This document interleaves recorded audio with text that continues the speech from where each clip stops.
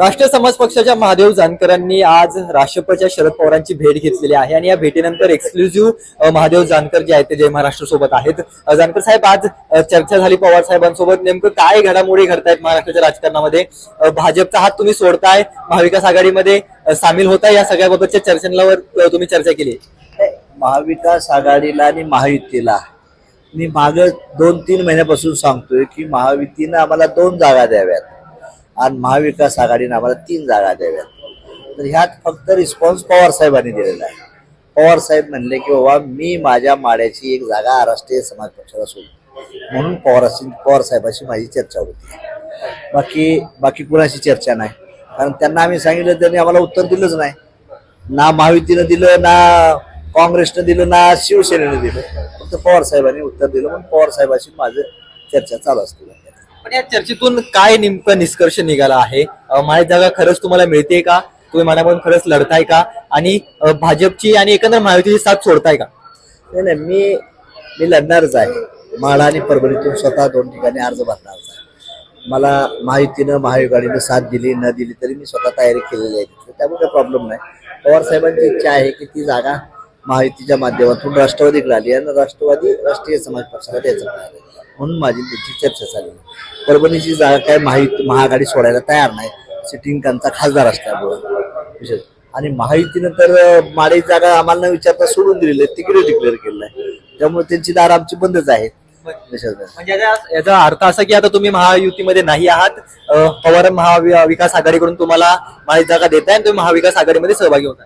अजून त्याबद्दल म्हणताय ना, अजून चर्चा चालूच आहे ना, अजून चर्चाचं एक वळ चालणार 1.5 महिना चर्चेचं। पवार साहेबांनी फक्त 1 दिलेलं आहे, पण तो काँग्रेस आणि उद्धव साहेब ठाकरेंचं काहीच नाही ना आम्हाला, त्यांचं बी काय त्यांच्याकडून बी काहीतरी मिळालं पाहिजे। पवार साहेबांचा आभार आहे, राष्ट्रवादीच्या कोट्यातली आम्हाला जागा दिली, काँग्रेस आणि शिवसेनेच्या कोट्यातून काय हा विचार चाललेला आहे। आणखी 2 जागांची अपेक्षा आहे की 1 जागांची अपेक्षा आहे? 2 राहिले 1 तरी मिळाली पाहिजे ना, 2 राहिले 1 तरी मिळाली। कुठली जागा हवी?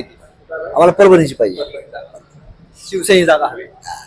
म्हणजे आता म्हाड्यातून निवडणूक लढवण्यासाठी तरी तुम्ही तयार आहात? म्हाड्यामधून प्रचाराची तयारी सुरू करताय? राष्ट्रवादी माझी तयारी आहे, राष्ट्रवादी नाही राष्ट्रीय समाज पक्षाकडून त्यांचं सपोर्ट बनवून माड्यात तयारी चालली आणि माझी परभणीतून मी तयार झाली। परभणी बी माझी 2000 मुलांची टीम फिरते ऑलरेडी 4 महिने झाले। परभणी आणि माडा आम्ही पोलिंग बूथ वगैरे सर्व तयार केलेलं आहे। पवारांनी हिरवा झेंडा दाखवलाय माड्यातून लढण्यासाठी? पवार साहेब पॉझिटिव्ह आहे, माड्यासाठी पॉझिटिव्ह आहे। दुसऱ्या जागेचा तिढा नाही सुटला, परभणी जागा तिढा नाही सुटला, तरी पण महाविकास आघाडी सोबत जाऊन माडी जागा लढवणार? बघू ना, तो काय ठरवतो यात नंतर कार्यकर्ते। आमची बी पक्षाची पार्लमेंटरी कमिटी आहे दिल्लीमध्ये आणि त्या पार्लमेंटरी कमिटीची डिस्कशन होऊन तो निर्णय घेतला। आज पवार साहेबांना भेटलात, नेमकं काय चर्चा झाली? विस्तृत साहेबांनी विस्तृत आणि पॉझिटिव्हली बोलले, जे बोलायचे होते माझ्याशी ते चांगल्या प्रकारे बोलले। आपण पंकजा मुंडेंचा भाऊ मानले जातात, संपूर्ण महाराष्ट्राला ते माहिती आहे। पंकजा बीड मधून लढतायत, राष्ट्रवादीमधून देखील बीड मधून विनायकराव मेटेंच्या पत्नीचं नाव जे आहे ते चर्चेला जात आहे। ताईंचा साथ सोडणार की ताईंचा हात हातात धरून ताईंना विजयापर्यंत नेऊन दिल्लीत बसवणार?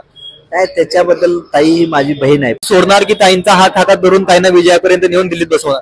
काय त्याच्याबद्दल, ताई ही माझी बहीण आहे पंकजा ताई। गोपीनाथ मुंडेंनी जसं मला मुलगा मानला तसं ती माझं बहीण आहे।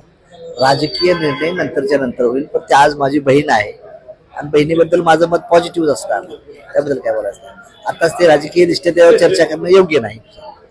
महाविकास आघाडीला कितपत फायदा होणार आहे? कारण का जानकर केवळ धनगर समाजच नाही, इतर समाजाचे देखील नेते मानले जातात महाराष्ट्रामध्ये, मोठं वोटर जानकरांच्या पाठीमागे आहे। महाविकास आघाडीला काय फायदा होऊ शकतो? नाही, आता हे कसं आहे, मी नुसता एकट्या धनगर समाजाचा नेता नाही, माझ्याकडे मराठा आहे, ब्राह्मण आहे, ओबीसी आहेत, दलित आहेत, मुसलमान, सर्व समाजातला सेक्शन थोडा। मी एकट्या जातीचा नेता बनू पाहत नाही आणि बनू बी नाही, पण सर्व समाज काय मला मानतोय अशातली भूमिका ठेवायची। काही इकडे तिकडे असणार, सर्व समाजाला घेऊन आपण गेलं तर या देशाचं राजकारण आपण करू शकतो, या मताचा मी आहे, समतावादी वेगवेगळे। आणि जर आमची त्यांच्याबरोबर झाली तर त्यांना पॉझिटिव्ह चांदा टू बांधा चांगला फायदा होऊ शकतो, काय असं नाही। पण आता हे मी म्हणण्यापेक्षा महाविकास आघाडीच्या लोकांनी ते कबूल केलं पाहिजे, व यांचा फायदा होतोय का तोटा होता, मी माझं स्वतःहून बोलणं योग्य नाही। पण तुम्ही 2014ला बारामती लोकसभा देखील लढवलेली आहे, सुप्रिया सुळे यांच्या विरोधात तुम्ही ती निवडणूक लढवलेली आहे। आता जर का महाविकास आघाडीमध्ये सहभागी झालात तर बारामतीमध्ये देखील जानकरांचा फायदा सुप्रिया सुळे यांना आणि राष्ट्रवादीला शरद पवार होऊ शकतो?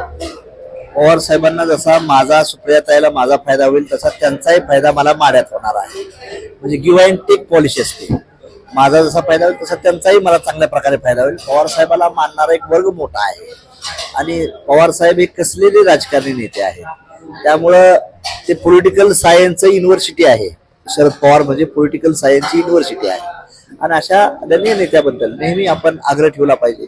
त्यांचाही मला आशीर्वाद चांगल्या प्रकारे मिळणार आहे आणि मीही सुप्रियाताईच्या दृष्टीनं आमच्या अलायन्स झाल्यानंतर एकमेकाला पूरकच होणार आहे. भाजपकडून काय आलंय का? तुम्ही जसं महायुती साथ सोडताना असं म्हणजे चर्चा सुरू झाल्या किंवा आता जवळपास निष्कर्ष झालेलाच आहे तुमचा. भाजपकडून काय फोन आले नेत्यांचे की या परत या काय? माझं देवेंद्र फडणवीसांची माझी मैत्रीचे संबंध चांगला आहेत. त्याचे माझे 1-2दा फोनवर बोलणं झालेलं आहे. परंतु असं अजून काय तसं काही ठरलेलं नाही. आपलं हॅलो हॅलो नमस्कार नमस्कार नमस्कार बंधू आपण अशा लेवलला झालेलं आहे. माझं देवेंद्रशी आजही ट्युनिंग बोलणं आहे.